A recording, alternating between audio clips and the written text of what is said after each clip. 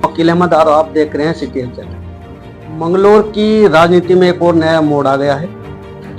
कांग्रेस प्रत्याशी का जो पर्चा निरस्त हो गया था, हाई कोर्ट ने उसको बहाल कर दिया है, जिसे कल रात कांग्रेस कार्यकर्ता काफी ढोल नगाड़ों के साथ चौधरी इस्लाम को कंधों पर बिठाकर पूरे शहर में घुमाया भी है।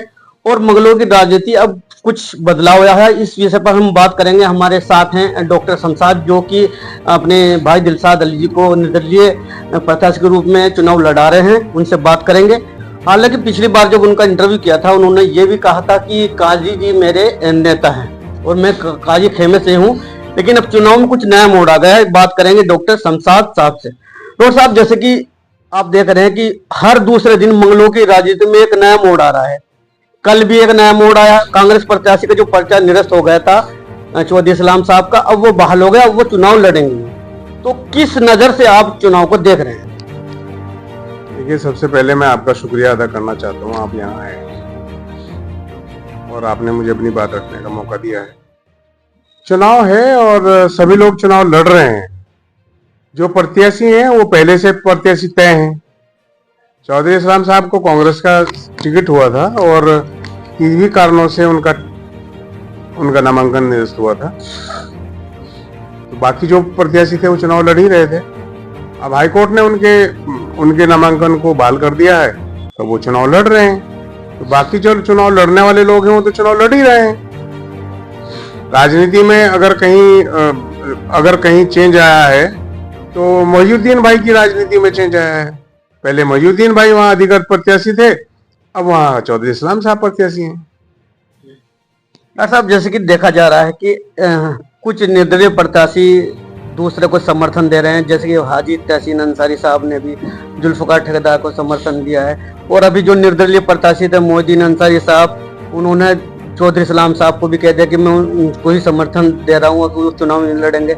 एक और कुछ प्रत्याशी की ऐसे अफवाह भी है जैसे कि वो चुनाव देंगे। तो आप जैसे आप, जबकि हालांकि आप, हम पहले भी इंटरव्यू किया, आपने कहा था मैं 100% चुनाव लड़ूंगा। तो कुछ आगे का कुछ ऐसा तो नहीं कि जाने का काजी खेमे में या हाजी खेमे में? देखिए, मैं काजी निजामुद्दीन के खेमे में था और उन्हीं के खेमे में रहते हुए मैंने निर्दलीय प्रत्याशी के रूप में नामांकन किया था, जब चौधरी इस्लाम साहब ने कांग्रेस प्रत्याशी के रूप में नामांकन किया था। तो हम चुनाव उसी समय से लड़ रहे हैं। आज उनका पर्चा बहाल हुआ है, वो कांग्रेस से लड़ेंगे, हम निर्दलीय के रूप से लड़ रहे हैं। हम निर्दलीय के रूप में ही चुनाव लड़ेंगे। जहां तक बात करते हैं मोहिउद्दीन अंसारी जी की, क्योंकि उन्हें कांग्रेस पार्टी ने अधिकृत प्रत्याशी बनाया था।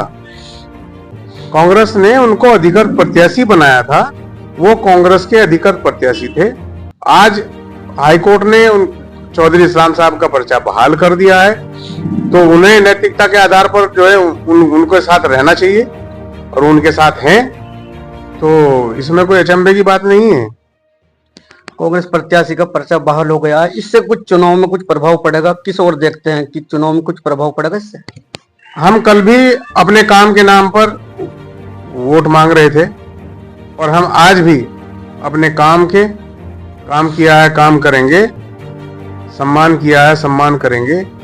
इसी नारे पर कल भी वोट मांग रहे थे, आज भी वोट मांग रहे हैं। कल भी प्रत्याशी थे, आज भी हैं। चुनाव मैदान में कल थे, आज भी हैं और रहेंगे।